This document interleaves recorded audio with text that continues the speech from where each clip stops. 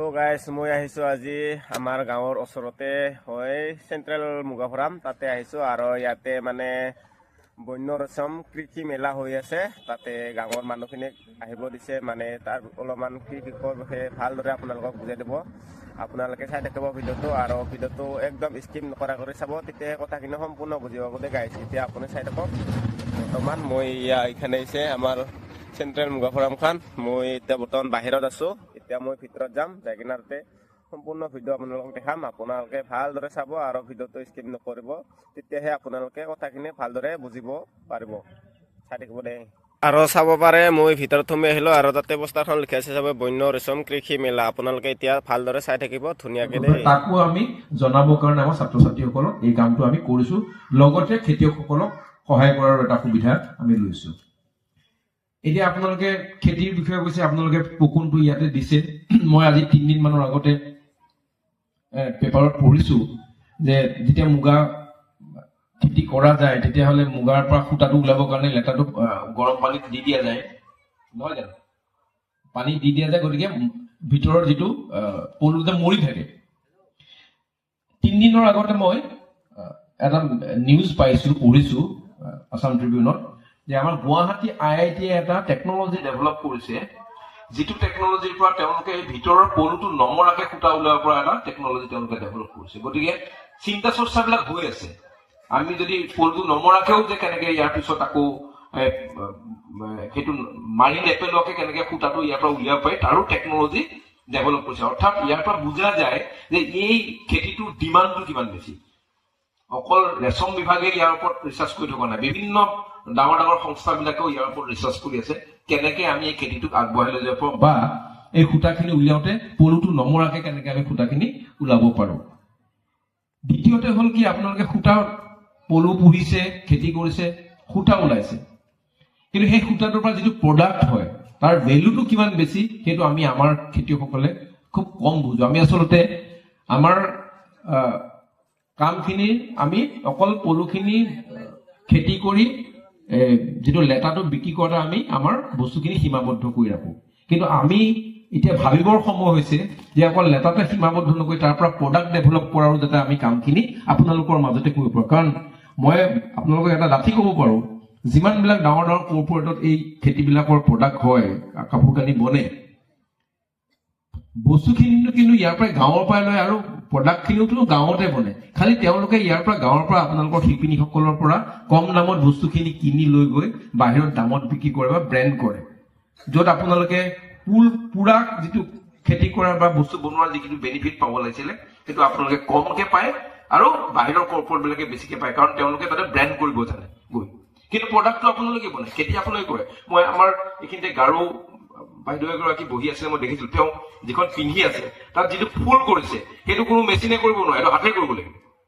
আৰু হাতৰ গোটেই বিদ্যাটো আমাৰ গাঁৱতে আছে কিন্তু এই বিদ্যাটোকে লৈ পেলাই বাহিৰত কৰ্পৰেটত ডাঙৰ ডাঙৰ বিজনেছ কৰি আছে অথচ যিখিনি প্ৰডাক্টৰ পইচা পাব লাগে আমাৰ খেতিয়কসকলে গাঁৱত নেপায় এতিয়া আমি ভাবিব লাগে যে আমি খেতি কৰাৰ লগতে আমি কেনেকে আমাৰ ইকনমিটো আমাৰ অৰ্থনীতিটো আমি নিজতে ৰাখিব পাৰোঁ এতিয়া আজি মই ইয়াতে এখন এক্সিবিশ্যন আছে তাত দেখিছো কেনেকে নেচাৰেল ডাই কৰিছে ইয়াতে এৰি বাহিৰৰ পৰা ফৰেনৰ পৰা মানুহ আহে শিকিবলৈ তো এইখিনি আমাৰ ইয়াত হৈছে আমাৰ মানুহে কৰিব পৰা কেপাচিটি সামৰ্থ্য সকলোৰে আছে খালি লাহে লাহে ব্ৰেণ্ডিংটো আমাৰ কমি গৈছে আপোনালোকে এটা সময়ত জানে যে শুৱালকুছি নাম সকলোৱে জানে শুৱালকুছি আমি বস্ত্ৰ নগৰী বুলি সকলোৱে জানিছিলো মুগাৰ ইয়াত পাট মুগাৰ গোটেই বিজনেছটো তাতে আছে বাহিৰৰ পৰা সূতা আহে গোটেই যোনে যিমান সূতাবিলাক কৰে চব গৈ পেলাই শুৱালকুছি যায় তাতেই শিপিনীসকলে নিজৰ ঘৰে ঘৰে 5খন 6খনকৈ শাল থাকে আৰু এটা সময়ত মই যিটো তাতে কিবা কিবি কামত গৈছিলো ৰাতি আছো ৰাতি টোপনি নাহে 24/7 অকল তাঁতশাল বৈ কিন্তু এতিয়া আপুনি যাওক শুৱালকুছিত সেই তাঁতশালখন সেনেকুৱা শব্দ শুনিবলৈ নাপায় কাৰণটো হ'ল ইয়াৰ পৰা বিজনেছটো কৰ্পৰেটত গুচি গৈছে মই ক'বলৈ বেয়া লাগিছে যি সময়ত এখন শুৱালকুছিৰ ঘৰৰ মানুহৰ একোজন মানুহ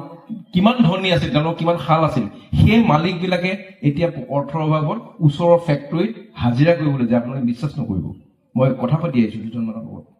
কিমান ডাঙৰ দুখৰ কথা আমি আমাৰ বিজনেছটো এৰি দিছোঁ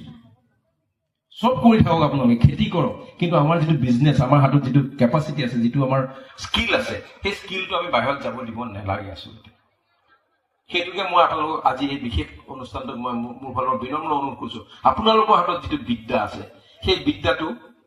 আপোনালোকৰ মাজতে ৰাখক, ক'ৰবাত ইয়াত লৈ যাবলৈ নিদিব। আপোনালোকে প্ৰডাক্ট ডেভেলপ কৰক, ইয়াতে আপোনালোকে দাম পাব। খালি অকণমান মাৰ্কেট চেইনটো আমি ব্যৱহাৰ কৰিব পাৰিব, জানিব লাগিব কেনেকৈ মাৰ্কেটিংটো কৰে। মাৰ্কেটিঙৰ পৰা আজিকালি বহুত কোৰ্চ ওলাইছে, পঢ়িব পাৰে, শিকিব পাৰে, ট্ৰেইনিং ল'ব পাৰে, মাৰ্কেটিং কৰিব পাৰে। আমাৰ ইয়াৰে মানুহে যদি আমেৰিকাত যদি কাপোৰ বিক্ৰী কৰিব পাৰে, এৰী কাপোৰ, আপোনালোকে কিয় নোৱাৰিব? প্ৰডাক্টটো আপোনালোকে বনাইছে, বেলেগেতো নবনায়। গতিকে আপোনালোকে বনাওক, আপোনালোকে খেতি কৰক। খালি আপোনালোকৰ উঠি অহা প্ৰজন্মক ইয়াৰ এটা সপোন দেখুৱাওক, যাতে এইটো এটা ডাঙৰ বিজনেছ, এই বিজনেছ যদি আমি নিজে প্ৰতিষ্ঠা হ'ব পাৰোঁ, আমাৰ ল'ৰা ছোৱালীক প্ৰতিষ্ঠা কৰিব পাৰোঁ, আমি ইকনমিকেলি ভায়াবল হ'ব পাৰোঁ, আমি ধনী হ'ব পাৰোঁ, আমি মাৰ্চিডিজ গাড়ী কিনিব পাৰোঁ, এই সপোনবিলাক আপোনালোকে দেখাব লাগিব আপোনালোকৰ উঠি অহা প্ৰজন্মক, যাতে এই বিশেষ খেতিটোৰ প্ৰতি তেওঁলোকৰ মনোনিৱেশ হয়। আজিকালি ছাৰহঁতে কৈছে টেকনলজি আহিছে, নতুন নতুন প্ৰডাক্ট আহিছে। MS স্বামীনাথনে কৈ গৈছিলে যে ৰিভলিউশ্যন হ'ব লাগে মানে আমাৰ খেতিৰ, কিন্তু এই ৰিভলিউশ্যনটো এনেকুৱা হ'ব নালাগে যাতে আমাৰ নিজৰ যিখিনি খাদ্য প্ৰডাক্ট সেইখিনি প্ৰেচাৰ কৰা আছে, কেনেকৈ বিভিন্ন ধৰণৰ পলুবিলাকৰ সেই বস্তুবিলাকো আপোনালোকে ব্যৱহাৰ, ট্ৰেডিশ্যনেল নলেজবিলাক, যাতে আমি চাইণ্টিফিক এডভান্সমেণ্টৰ লগতে আমাৰ ট্ৰেডিশ্যনেল নলেজ, আমাৰ জ্ঞান পৰম্পৰাবিলাকো যাতে লগত ৰাখি আমি যাতে আমাৰ এই প্ৰডাক্টটো যাতে কোনো ধৰণৰ নষ্ট নহয়, বিনষ্ট নহয়, আমি যাতে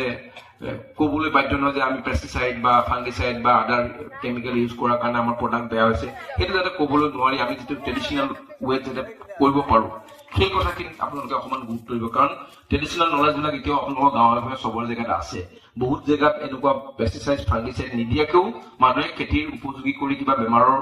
ৰিমেডি উলিয়াব পাৰে, অৰ্গেনিক ৰিমেডি। যেনে আগতে আমাৰ মা দেউতাহঁতে দেখিছিল যে নেমু গছৰ তলত গৈ পেলাই মাছৰ পানীখিনি পেলাই দিয়ে। মাছৰ পানীখিনি পেলাই দিলে আমি ভাবিছিলো মাছৰ বেয়া পানীখিনি নেমু জোপাৰ তলত কিয় পেলাই দিছে মাহঁতে, কিন্তু আমি এতিয়া গম পাইছো চাইণ্টিফিকেলি প্ৰুভ হৈছে তাতে যিখিনি সৰু নিমাতে সৰু সৰু পোক গজে, এই মাছৰ পানীখিনি পৰিলে সেইখিনি মৰে, গছজোপা ভাল হয়। এনেকুৱা বহুত ধৰণৰ টেকনলজি, ট্ৰেডিশ্যনেল টেকনলজি আছে যিবিলাক আপোনালোকে মুগা এৰী খেতিটো হয়তো ব্যৱহাৰ কৰিব পাৰে। মই নাজানো কিমান তেনেকুৱা ধৰণৰ আছে, যিহেতু আপোনালোক জড়িত, আপোনালোকে জানিব। চাইণ্টিফিক ইণ্টাৰভেনশ্যনৰ লগত যদি ট্ৰেডিশ্যনেল নলেজটো যদি লগ লগাই পেলাই যদি আমি আগবাঢ়ি পাৰোঁ, মই ভাবোঁ আমাৰ এই যিখিনি খেতি এতিয়া চলি আছে, তেওঁলোকে কৈছে যে ইণ্ডিয়া ইমান পুৰণি মুগা খেতি কৰাৰ, কিন্তু ইণ্ডিয়াতকৈ চাইনা এতিয়া বহুত বহুত বহুত বেছি গুণে আগবাঢ়ি গুচি গ'ল। আমি আগবাঢ়ি পোৱা নাই, কাৰণ আমি বহুত বস্তু প্ৰফেচনেলি নলওঁ, ব্যৱসায়িকভাৱে আমি বস্তু নলওঁ, কথা বতৰা নাপাতো। আপুনি অসমৰ বিভিন্ন জেগালৈ যাওক, শুৱালকুছি মানুহ এজন এখন পাটৰ কাপোৰৰ দোকান পাবই,